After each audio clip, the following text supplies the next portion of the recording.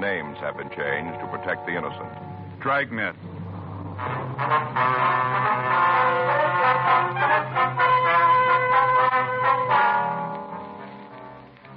You're a detective sergeant. You're assigned a narcotics detail. The body of a man has been found in a public park lake. Physical evidence indicates he was killed by narcotics. Your job? Check it out.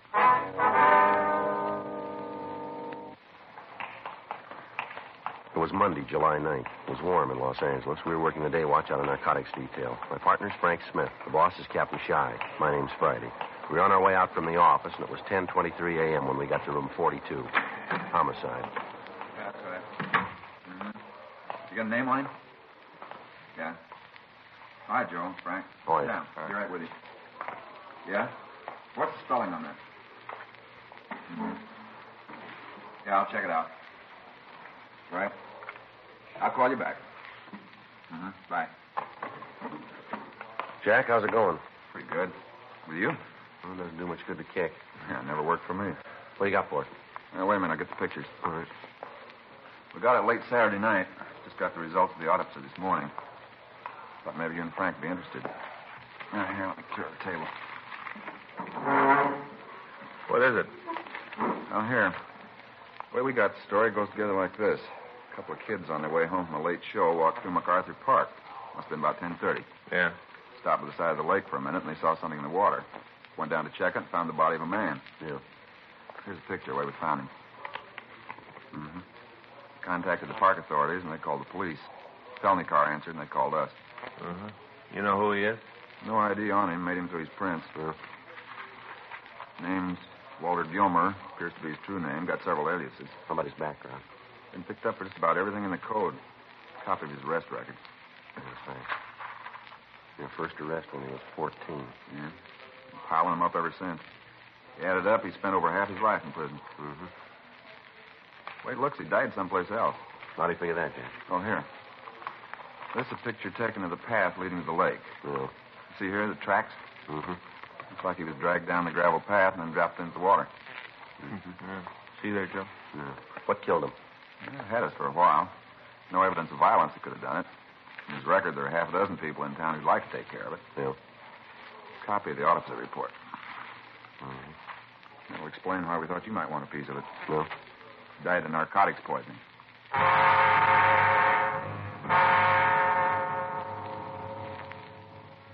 We went over the dead man's effects without coming up with any additional information. From the report of the coroner's office, we knew that Gilmer had died of narcotics poisoning. We were not able to tell the type of the narcotics used, but it was listed as either heroin or morphine. During the past 3 months, the Southland had been flooded with an inferior grade of heroin. From chemical analysis, we knew that it was being processed in Mexico. We'd been in touch with Mexican authorities, but in spite of our joint activities, the drug continued to cross the border and it continued to be circulated. Arrests of mules and pushers had been made. Suspects had been interrogated, and all other leads had been checked out, but we were still unable to come up with the key people in the operation. The death of Walter Gilmer gave us a possible lead. We couldn't be sure that he died of the low-grade drug, but it was worth looking into. Working with Sergeants Jack McCready and Danny Galindo of Homicide Detail, we pulled Gilmer's package, and we went over all of the available information on him. We made out a list of his known friends and his associates. All of the places he was known to frequent were checked. For the next 2 days, anyone who had been seen in Gilmer's company was talked to. Apparently, we were at a dead end. Thursday, July 12th, 11:14 a.m., Frank and I got back from talking to an informant. There was a note in the book to call McCready. McCready there? Yeah. Oh, Jack, Joe Friday. Mm-hmm. Well, where's he now? No, we'll be right over. Thank you. What's he got? One of Gilmer's friends. Yeah? Says he was with Gilmer when he died. Frank and I left the Central Police Station and walked over to the City Hall. By the time we'd gotten there, McCready had pulled the suspect's package and had what background information there was on the man. The three of us talked to him in the interrogation room. For the record, what's your name? David Flack, How old are you? 26. Is still your address? Yeah. How well did you know this Walter Gilmer? We roomed together. How long? A couple of years. According to your package here, you've had several arrests for being a user. Is that right? You got the paper. Told us you were with Gilmer when he died. Now, look, there you go again. What? I said I was with him when he was sick, that's all. We got together Saturday night, had dinner, and Walt didn't feel so good. He shoved off, said he was going home and get some rest. It's the last time I saw him. He went home to get some rest. Go ahead. With what? There ain't no more to say. You guys asked me, remember? We talked to the manager of your apartment house. Real goof, ain't she? She said you and Gilmer came in together Saturday night, puts the time about 8:30. Says the two of you stayed there till about 9:30. Then she heard you come out of the elevator with Gilmer. She's got real big ears. That's what she says. Goes on to tell us that she went to the door of her apartment, looked out into the hall. Says she saw you carry Gilmer out of the apartment building. I carried Walt out? That's what she says. You know how big Walt is? We got an idea. Well, you know I couldn't carry him any place. God weighs me about 50 pounds. I ain't that strong. The landlady's willing to testify to it. Yeah, she talks a lot. She's going to talk you right into the joint. We find Gilmer an hour later dead. You're the last person seen with him. Fit you real good, Flack. From here, it looks like you're right for a 187 charge. You figure you can nail me down for murder, huh? It's worth a try. Yeah, but can you make it go? We think so. Now, one thing's going to louse it up. Yeah? I didn't do it. I had no part in it. None. You better tell us then, huh? If I give it to you, it'll make a difference? Depends on the words. Go ahead. Where do I start? The beginning will do. Yeah. I guess Saturday afternoon's as good as any. We'll listen. Old Walt got himself a new connection, said it was a good one. For heroin? Yeah. Got a good buy and a couple of bindles, said it was a real good deal. Do you know where? No, he wouldn't tell me. He just said it was his and that when I needed some stuff, he'd set it up for me. You're on H2, huh? Yeah, why lie to you? A couple of days in the tank will bring it out anyway. Yeah, I'm swinging a pretty good habit. How much? Shooting 3 a day. All right, go ahead. Oh, Walt had a fix about 4 in the afternoon. We were going out for dinner, and Walt said he had enough H so he could take one for free. Mm-hmm. After that, we went out and got something to eat. Walt didn't eat much, said he felt way out, didn't hardly eat at all. Yeah? Went back to the apartment, sat around, talked. Tried to get him to tell me where he made the connection. He just laughed and said it was the best thing he ever fell into. Didn't he give you any idea? No, not a smell. All right. Well, pretty soon he said he didn't feel so good. I thought maybe he needed another pop. I asked him if he wanted me to cook it for him. He said no. Said he just wanted to get some air. Told me he couldn't breathe too good. Just lay there on the bed grabbing for air. Mm-hmm. I asked him if he wanted me to call a doctor, get somebody up there to fix him. He looked pretty bad. Yeah. He told me he didn't want anybody, just to leave him alone. Mm-hmm. About an hour later, I checked with him. I wanted to see if he felt any better. He was dead. You took him out of the apartment then? Yeah, I got scared. I didn't know what had happened, but I could see you guys laying it on me. What'd you do? Took him out to the park, got him in the back seat of the car, and took him out there. Sat in the car for about 15 minutes waiting for a couple of kids to leave. They were sitting on a bench near there talking. I had to wait for them to leave. Yeah. After they'd gone, I dragged Walt down the water and dumped him in the lake. What about his identification? Took it out of his pocket. Figured he'd give me a couple of days to try and grow an alibi. Figured it'd take that long for you to find out who he was. You just left him in the lake then, huh? Yeah. Drove back to the house and tried to figure what to do. Think if somebody could grow me an alibi. You haven't got any idea where Gilmer made the connection, huh? No. You know where he went Saturday afternoon? No, he left the place about 10 in the morning. I didn't see him until about 3 or maybe 3:30. He was holding pretty good then, real happy, laughing it up all over the place. Oh, Walt, he had a real good laugh when he was feeling good. Gee, I still can't get it straight that he's dead. Gilmer have any close friends that you know of? Couple, not more than that. Want to give us their names? I guess, as long as they don't find out. Did you meet any new people he told you about? Well, if he did, he didn't say nothing. I'm sorry. I'd sure like to help you. It's a lousy trick making Walt think he was getting such a good deal and having it turn out like this. It's a lousy deal. Mm-hmm. He was real happy because he thought he scored real big, got it real cheap. Told me he hardly paid anything for it. Well, he had it wrong, didn't he? Huh? He was overcharged.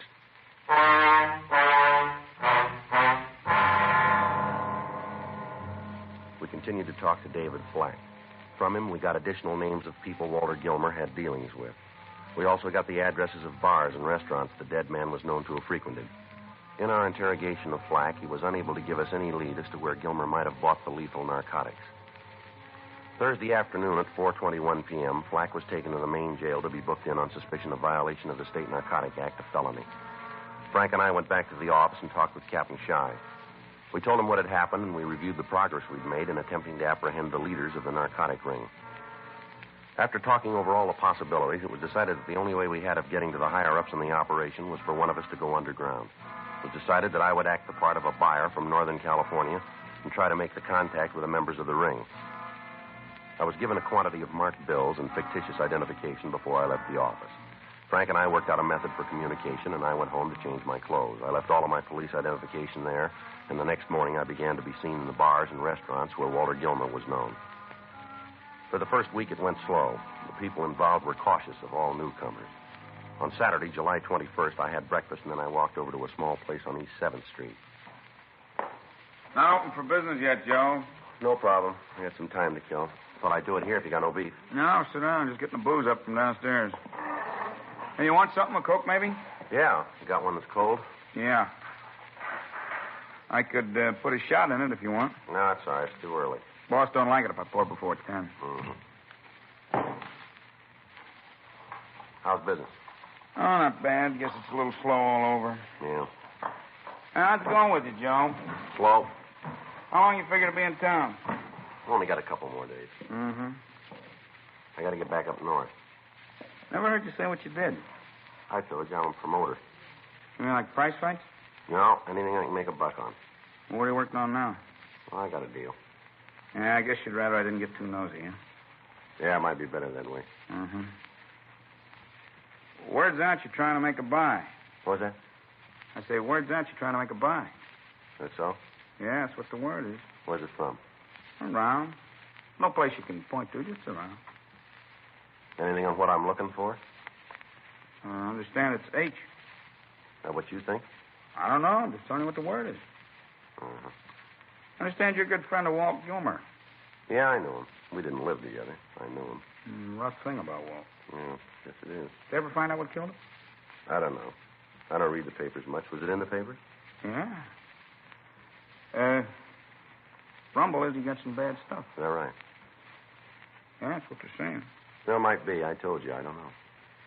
Well, I guess if you're a friend of his, you'd like to talk to his connection, huh? Well, it doesn't make any difference to me one way or the other. Mm-hmm. You ain't sore about Walt, then, huh? I told you I knew him. I didn't know him good. Just enough to say hello. That's all. Hmm. Yeah, rough the way he went. Call it your way. Well, I'll see you around, Al. Hey, you got to leave, huh? Told you I only got a couple more days in town. I got to line something up before I go back. Well, maybe I can give you a hand. Yeah? Depends on what you're after. I got a lot of friends around. Might be able to do you some good. Now, how are you going to work that? Well, how much you want to buy? What's that? Come off it, Joe. We got the rumble on you. You're down here from Sacramento. You're here to make a buy. It's a simple question. How much you want to take back with you? If I wanted to make a connection, you the guy I'm supposed to see? If I wanted to make a connection. Might work out that way. You holding now? A little. How big? Enough to handle your action. I want a couple of ounces. It's a lot of stuff. I don't sell cut rate. Now, you holding that much, or aren't you? No, I can line it up for you. Where do you take your piece? Off the top. I make the deal for you. Oh, no. No go. Huh? I don't know how you work things here, but I only do business with a gun. Yeah, well, this one don't work that way. Well, then let's forget the whole thing. What do you Hey, think? wait a minute. Hold it, Joe. Yeah, You got the cash? I can get it. Maybe it'll work out. I'll have to see. I deal with a gun or the buy's off. I'll check it. Is it good stuff? Best we got to offer. That's not much of an answer, is it? It's good. When will you know? When will you know? We'll wait here. I'll make a phone call. All right.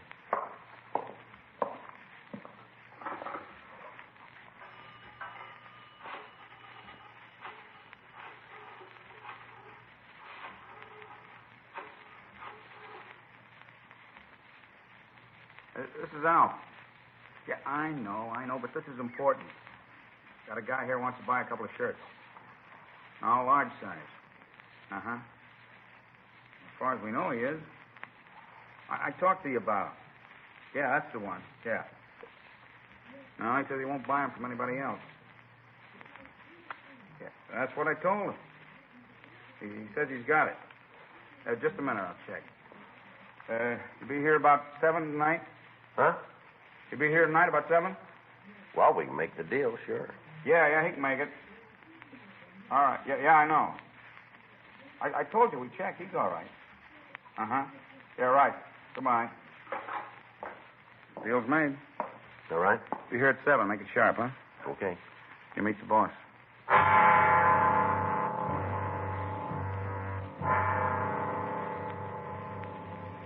I got in touch with Frank, and I filled him in on what had happened. For the first time in several months, it appeared as if we had a concrete lead to the operators of the dope ring. It was arranged to keep the bar under surveillance, but not to take anybody into custody until a buy had been made. I went back to the room I was renting, and I waited. I left at 5:30, had something to eat, and at 5 minutes of 7, I walked into the bar. The place was crowded. There wasn't an empty stool, and most of the booths were taken. I edged up to the bar and caught the bartender's attention. Hiya, Joe. You're early. No, you said 7 sharp. Yeah. We gonna do business? Wait till I get out from behind the bar. Yeah. Back here, Joe. Yeah, here it is. You're joking, aren't you? No, Joe, this is the boss. Well, I had it figured a little different. Yeah, everybody does.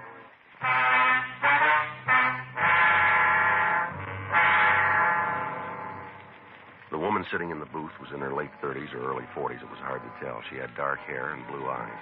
The suit she was wearing was gray, and it looked expensive. After the bartender introduced us, she told him to bring a drink, and then she motioned me to sit down. Your name's Joe Frazee, is that right? Yeah. Alf tells me what's in action. Well, he gave you the story. How do I know you're a legitimate dealer? You don't. Still, you want me to go out on a limb and turn over 2 ounces of heroin to you. I'm willing to pay for it, lady. Where's it going to go? Up north, A lot of ground. Sacramento. You got the route to get rid of it? They're waiting for it now. Go in, and I should tell you I haven't got 2 ounces. Well, and I'm wasting my time. But I can get it. How soon? Sit down. All right. How quick do you need it? I want to leave town in a couple of days. I told Al. You working alone? I don't see how that figures in the price. You're wrong. What? H we've got goes for $4.50 an ounce. Pretty high. It's the best we can get. Should be. If you want to make a deal, the price comes down. No, I can't swing more than 2 ounces. Even if the price was dropped How much? to $3.50. No, it doesn't fit. What's the angle? If you're on your own, it must get a little tiresome to have to carry the load by yourself. Maybe. I was thinking that maybe you'd like a partner. You? That's what I had in mind. No go. Why? Oh, a lot of reasons. Mainly because I don't need anybody. Then it's going to cost you $4.50. Well, I figured that going in. When do you want the stuff? Tomorrow night will do. It'll have to be late. We got it coming in then. From where? The price doesn't include that. Okay. Where do I pick the H up? Alf will call you. He'll give you the time and the place. Well, if it's high grade, I might want some more. You can pay our price, you'll get it. It's all right. You're making a big mistake, Joe. That's all? Yeah. I got L.A. sewed up good and tight. Good distribution. All the product I need. You got the North. We put them together, we could both come out real well. No, I told you before. I don't need partners. You might be wrong, Joe. What? You might already have one.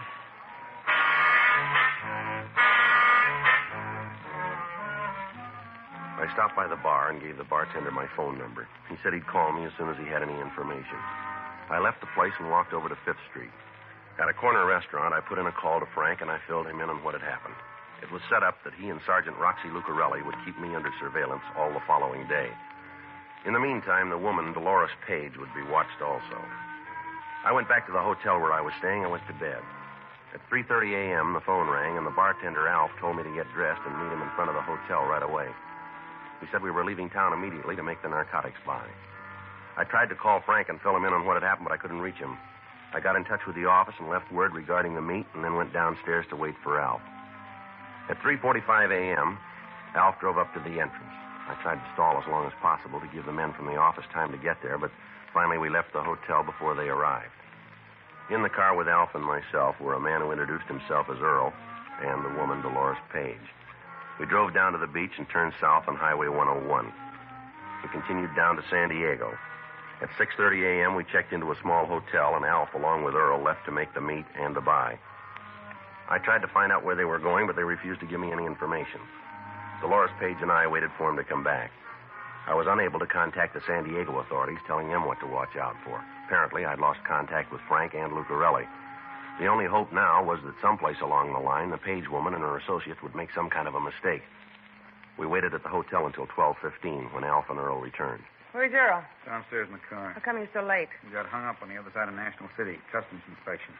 Went through the car. Find anything? No, but there's something wrong about the whole deal. What do you mean? Looked like they were waiting for us, like somebody had tipped them off we were coming through. What makes you think that? The way they acted. Other cars they just looked over. Ours, they went all the way through, took the seats out, checked the tires, even climbed underneath. I tell you, somebody tipped them off. They were waiting. Anything wrong with this? I want no part of it. You understand that? We've been working it a long time without no hitch. All of a sudden, you come along, we got trouble. What are you trying to build? Just that it's funny it had happened now, first time you're here. Are you trying to say that I got something to do with the shakedown? If it fits, wear it. Now, you listen, you two-bit punk. I got more to lose than you have. I'm paying top price for this product. I got customers waiting now. You come breezing in here and try to lay one of your own mistakes on me, and I'll break your back. You talk like a man 12 feet tall. I don't have to be that big. All right, you. knock it off. You two beefing isn't going to do any good. They didn't find anything. You got no call to figure it was a tip, Alf. No reason at all. Now, let's get out of here. Tell your boy to get off my back. Don't worry about it. There won't be any more trouble. Better not be. Because I'll spell it out for you. Is that right? There is, and I'm going to cause it.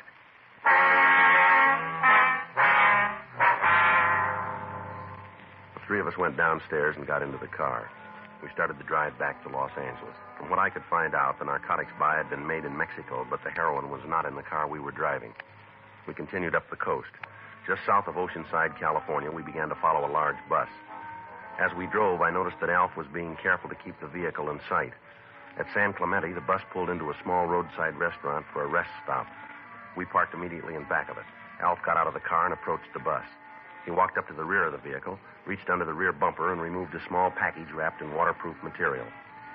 He checked the contents, and then he walked back to the car. Get it? Yeah, right where we put the stuff. Get in. Let me have it. Yeah. Here it is, Joe. Got the money? You want to wrap it up right here? No reason not to. Why don't we wait till we get back to town? It'll be easier there. You got any special reason to wait? No? Got the money? Yep. Then why wait? Well, let me see what I'm buying. Here. Well, it looks all right. Best we can buy. You don't have to taste it. What are you trying to pull? What? What are you trying to sell me? This stuff's no good. You're not going to stick me $4.50 for this junk? You made the deal. And I'm leaving it. I want no part of it. It's a little late to come up with that. You haven't been paid yet. We will be. Get out of the car. Leave him alone, Alf. We've done it your way all along. It hasn't worked out from here, and I'm going to call it. You're doing it wrong, Alf. You let me worry about that. Get out, mister. Go on. Well, where to? Let's take a walk around the back of the buildings. Go ahead. Figure to kill me and come up with the money, too. Is that it? Keep walking. You know you're not going to get away with it, don't you? You keep buying those fairy tales. Maybe we can make a deal, Alf. Yeah? If you get the money, it doesn't make any difference about me, does it? What do you mean? Now, wait a minute. Suppose I give you the money. You got it clean. You don't have to roust me then, do you? Maybe I'll like shoving you around. I never did figure you on our side. Why? Because you knew Walt Gilmer. What happened to him doesn't make any difference to me. It don't read good, Joe. Right from the beginning, I didn't figure you. What do you mean? You set the deal up, didn't you? Looked like some fast change. I didn't count on this much McGill. It's not worth it. All this talk about Walt, what's he got to do with it? He was working with us, pushing. Got too wise. Thought he could do it without us. So you gave him a connection with Bad H, is that it? That's it. You kill me and Dolores isn't going to like it. You know that, don't you? The wheel just passed out of her hands. Come on, let's get it over with. All right. Where to? Back there. What are you trying to prove?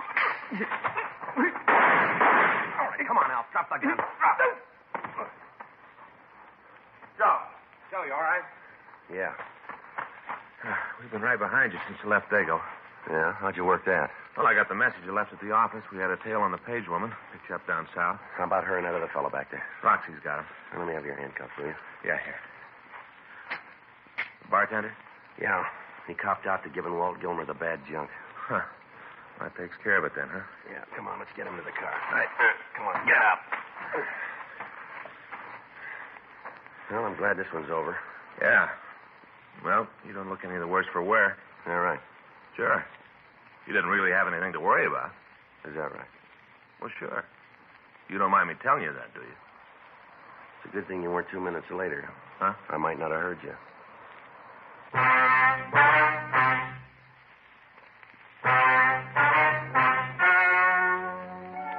The story you have just heard is true.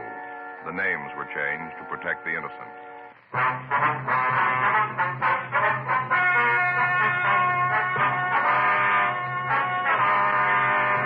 Dolores Marie Page and Alfred Giles Harnett were tried and convicted of murder in the first degree.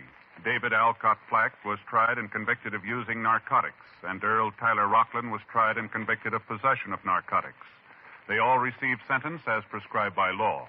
Murder in the first degree is punishable by life imprisonment in the state penitentiary. Possession of narcotics, first offense, is punishable by imprisonment in the county jail for a period of not more than 1 year. Using narcotics is punishable by imprisonment in the county jail for a period of not more than 1 year. Dragnet. The story of your police force in action is a presentation of the United States Armed Forces Radio Service.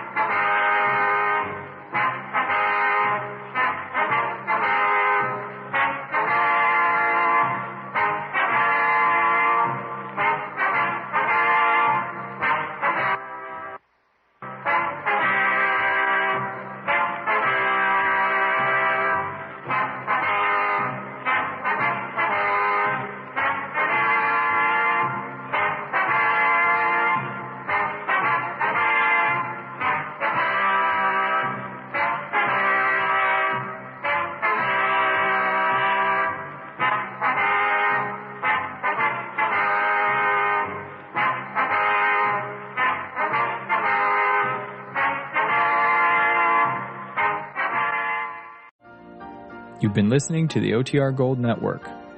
Find more classic radio at otrgold.com.